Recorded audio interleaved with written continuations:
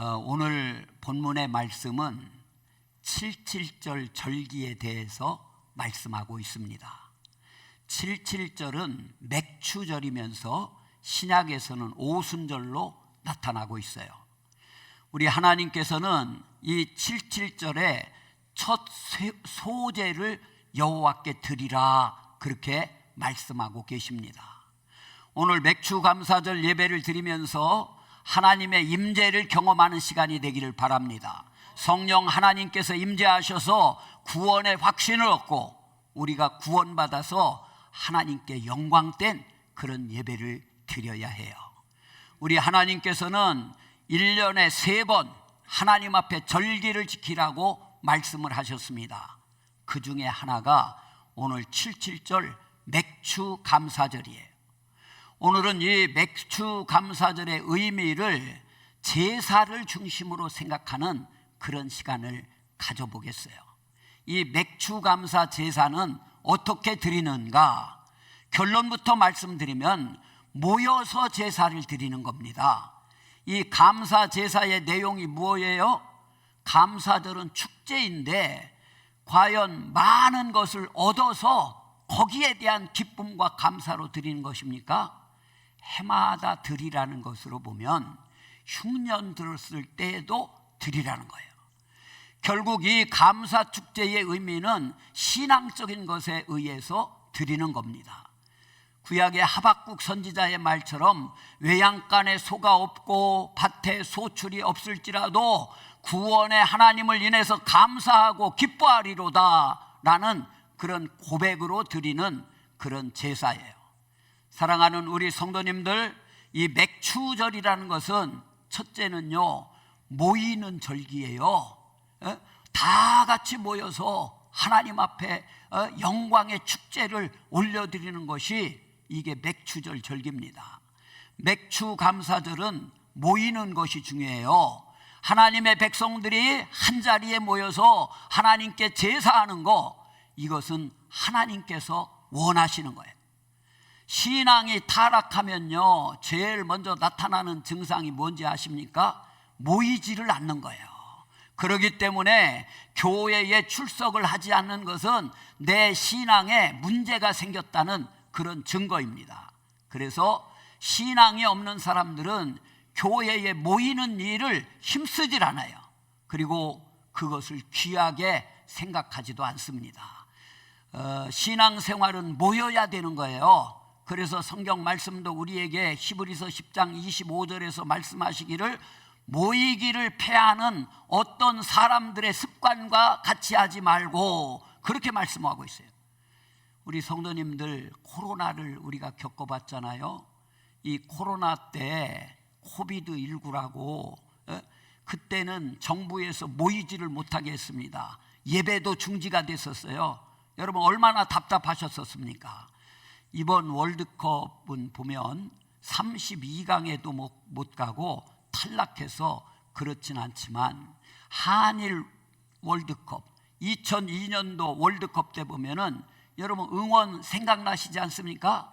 집에서 텔레비전을 보면서 할 수도 있지만 경기장에서 뿐만 아니라 길거리에 시민들이 다 나와가지고 함께 모여서 응원을 했어요. 얼마나 큰 힘이 되는지 700만 명이 경기장에서 전국의 길거리에서 모여서 함께 응원을 할 때 세계를 감동시키고 우리 자신들도 감동을 했습니다. 마찬가지로 하나님의 백성들도 한자리에 모여서 예배 드릴 때 하나님께서 얼마나 기뻐하시겠습니까? 생각만 해도 감동인 거예요. 이스라엘이 어려울 때요, 미스바 광장에 모여서 여호와 하나님을 향해서 부르짖어 기도하니까 하나님께서 이 적군 블레셋 대군을 물리쳐 주셨습니다. 그래서 이스라엘이 승리를 했던 거예요. 모여서 기도하면 하나님의 기적이 일어난다고 하는 그런 증거입니다. 예수님께서도 말씀하셨습니다. 2-3 사람이 모여서 기도하는 곳에 내가 함께 하겠다, 그런 말씀을 하셨어요. 그런데 요즘 모이는 일이 쉽지가 않습니다. 그래서 하나님의 기적도 덜 일어나는 것 같아요. 오늘 성경이 우리에게 맥추 감사절을 맞이해서 성회로 모이라 말씀하고 있습니다. 본문 26절 말씀을 다시 한번 보도록 하겠습니다. 같이 읽어요. 77절 처음 익은 열매를 드리는 날에 너희가 여호와께 새 소제를 드릴 때에도 성회로 모일 것이요 아무 일도 하지 말 것이며. 아멘. 성회로 모이는데요 아무 일도 하지 말라 그렇게 말씀하고 계셔요. 노동을 하지 말라는 거예요. 그러니까 일하는 것 때문에 모이는 것을 안 해도 괜찮다 그런 뜻이 아니라는 얘기예요. 이유가 없습니다. 일하지 말고 모이라는 거예요. 우리 하나님께서 하나님의 백성들의 만남을 통해서 원하시는 것은요 무엇보다도 관계를 확인하는 거고 서로의 사랑을 확인하는 그런 시간입니다. 하나님이 우리에게 성회로 모이라 하는 것은 하나님하고 우리와의 사랑의 관계를 확인하고 싶어 하시는 거예요. 그렇기 때문에 우리가 모이는 것에 순종하는가 그렇지 아니한가에 따라서 하나님의 백성이냐 또 아니냐 하는 것을 나눌 수가 있는 겁니다. 모이는 곳에 은혜가 있습니다. 모이는 만큼 하나님께서 역사하십니다. 우리가 주일뿐만 아니라 수요일 저녁에도 금요일 속회 예배에도 새벽에도 모이기를 힘쓰시게 되는 우리 성도님들 다 되시게 되기를 주님의 이름으로 축복합니다. 모이면 하나님의 역사가 있고 모이면 하나님의 은혜가 우리 모두에게 충만히 임하게 될 줄로 믿습니다. 모일 줄 아는 사람이 하나님의 사람이라는 거예요. 오늘 또 이 맥추절을 맞이해서 하나님께 감사하기 위해서 모인 여러분들에게 하나님의 크신 은혜가 함께 하실 줄로 믿습니다. 두 번째, 이 맥추절의 제사는 두 가지였어요. 번제와 소제입니다. 이 두 가지 제사의 특징이 무엇이냐 하면은 하나님의 주권을 인정하는 거예요. 하나님의 왕되심을 인정하는 겁니다. 여러분 오늘 본문 27절에서 29절까지 있는 말씀을 같이 한번 보도록 하죠. 숫송아지 2마리와 수장 1마리와 1년 된 수장 7마리로 여호와께 향기로운 번제를 드릴 것이며 그 소제로는 고운 가루에 기름을 섞어서 쓰되 숫송아지 1마리마다 10분의 3이요 수장 1마리에는 10분의 2요 어린 양 7마리에는 어린 양 1마리마다 10분의 1을 드릴 것이며 그랬어요. 이거 복잡한 내용입니다만 제사가 두 가지라는 거예요. 이 77절에 드리는 제사가 번제하고 또 하나는 소제라는 겁니다. 먼저 번제를 드린다 그런 말씀이에요. 번제를 드린다. 번제는요 불에 태워서 드리는 제사예요. 이건 생명을 바치는 제사입니다. 소나 양이나 비둘기 뭐 이런 생명을 하나님을 위해서 드리는 거예요. 오늘 또 성경 말씀을 보니까 숫송아지, 수양 뭐 이렇게 나오고 있습니다만은 한마디로 생명을 바치는 제사를 드려라 그런 얘기예요. 이것은 생명에 대한 하나님의 주권을 인정하는 그런 제사입니다. 이 번제를 드린다는 것은요 생명은 하나님의 것입니다 라고 고백을 하는 거예요. 그 히브리서 기자가 히브리서 11장 17절에서 19절 말씀을 보니까 아브라함이 하나님의 약속을 믿었기 때문에 그는 외아들 이삭을 바칠 수가 있었다라고 고백을 하고 있어요. 이것도 하나님의 생명에 대한 주권에 대한 인정에서 나오는 거예요. 우리 성도님들 한번 생각해 보시기 바랍니다. 이 아브라함이 외아들 독자 이삭을 바칠 때에 외아들만 바치는 게 아닙니다. 외아들이 죽으면 어떻습니까? 자기의 대도 끊어지는 거 아닙니까? 그러니까 자기의 생명도 죽는 거나 마찬가지예요. 그러니까 이건 자기 생명을 바치는 거다 그런 얘기예요. 그는 이 생명 바치는 일에 또 생명의 주인은 하나님이시라고 하는 일에 그는 하나님 앞에 순종했던 겁니다. 순종해서 하나님께서 그를 받아주시고 인정했고 하나님이 이런 아브라함을 통해서 하나님의 계획을 이루어 가시고 아브라함은 모든 믿는 자의 조상이 되는 믿음의 조상이 되는 복을 받게 된 거예요. 이런 믿음은요, 우리 신앙의 선배들이 누구나 가지고 있던 그런 믿음입니다. 나를 이 땅에 보내주신 분도 하나님이시고 또 죽게 하는 것도 하나님이십니다. 그 생명의 주인이 하나님이시라고 하는 것을 인정하는 것, 그것이 바로 이 백성들이 드렸던 번제예요. 저와 여러분들은 어떻습니까? 오늘 이 시간 하나님께 감사절을 보내면서 소위 감사 예물을 드리면서 이것은 생명의 주인은 하나님이라고 하는 그런 고백이 이 속에 있느냐 이 말이에요. 다시 말하면 오늘 살아있는 것에 진짜 감사하고 계시느냐 그런 말씀이에요. 아니 이 시간까지 살게 해주신 것에 감사하고 있느냐 그 말씀입니다. 내가 오늘 어디서 무슨 사고로 죽은 사람보다 더 잘나서 이 시간 살아있는 줄 여러분 아십니까? 그렇지 않음을 하나님 앞에 감사해야 될 줄로 믿습니다. 우리들의 생명을 연장시켜 주시고 나를 살게 하신 그 하나님 앞에 감사를 드리는 거, 이것이 번제를 드리는 성도의 자세라 그런 말씀이에요. 자, 번제를 드릴 뿐만 아니라 이 77절에 또 뭘 드렸습니까? 소제를 드렸다 그랬어요. 소제를 드립니다. 이 소제는요, 곡식을 빻아가지고 기름을 섞어서 이걸 하나님 앞에 드리는 거예요. 양이 만약에 7마리라면 거기에 10분의 2를 소제로 드리라 그런 얘기예요. 소제는 하나님께서 내 삶의 주관자 되심을 인정하는 겁니다. 다윗은 여호와는 나의 목자시니 내가 부족함이 없으리로다.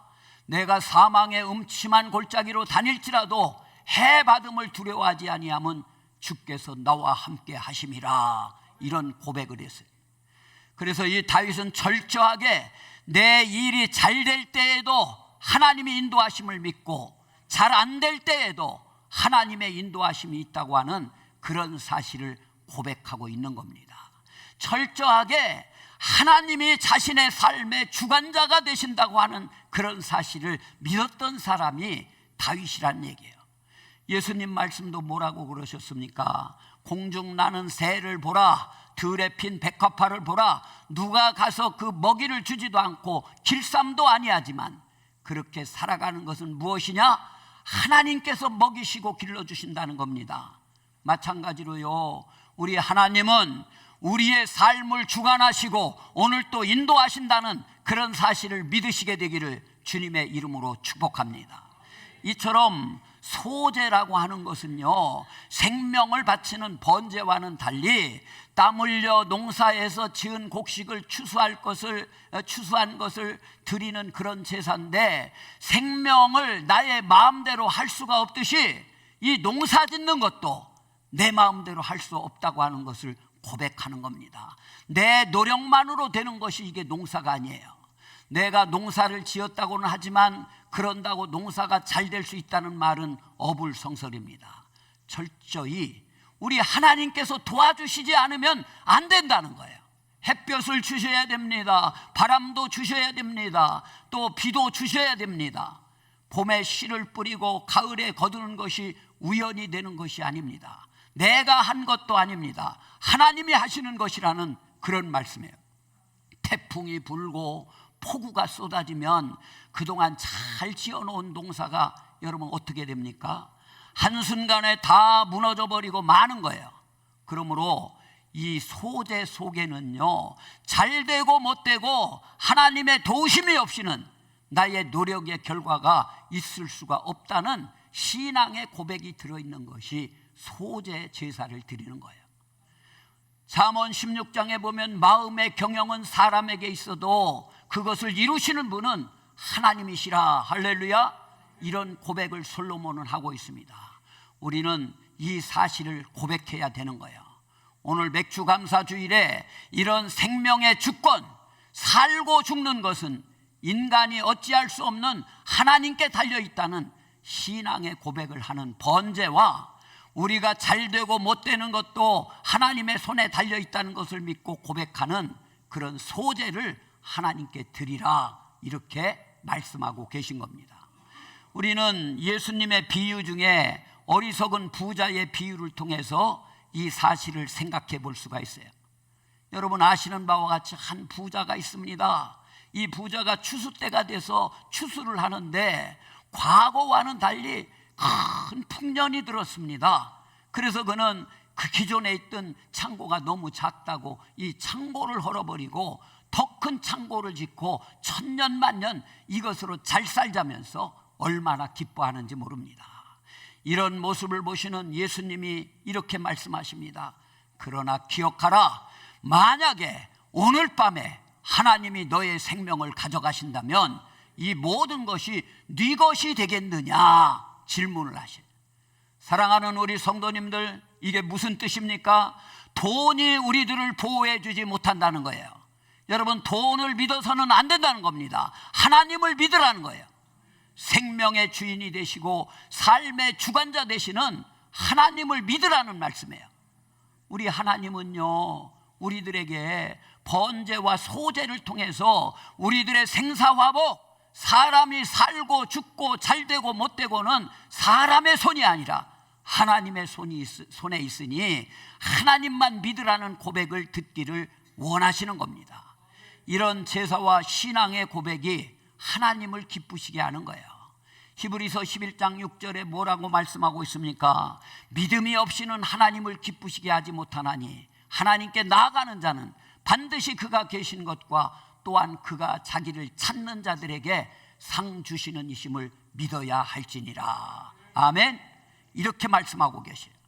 우리가 하나님을 기쁘시게 할 수 있는 것은 믿음을 갖는 겁니다.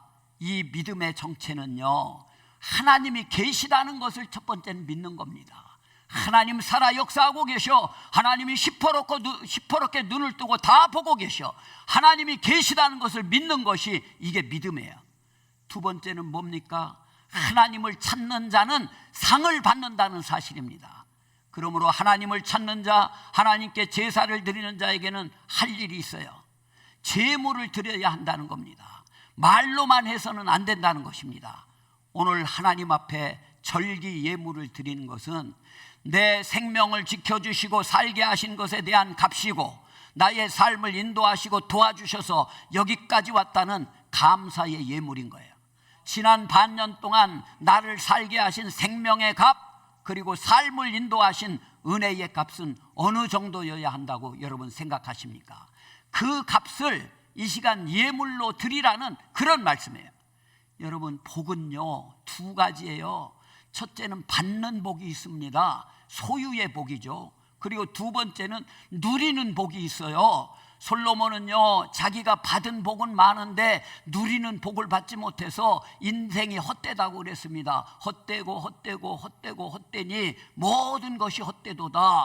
허허허허, 이렇게 한자 성경에는 기록되어 있어요.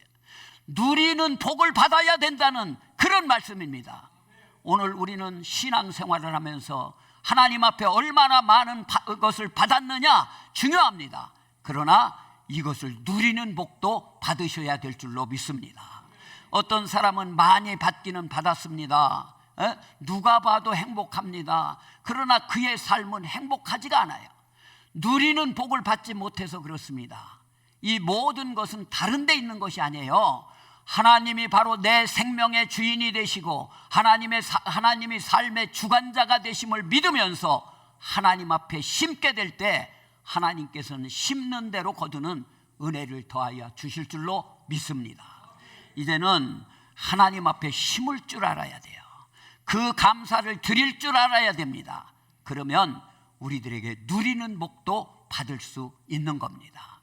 맥추절의 감사는요, 추수의 결과에 상관없이 많이 거뒀든지 못 거뒀든지 드려야 된다는 거예요.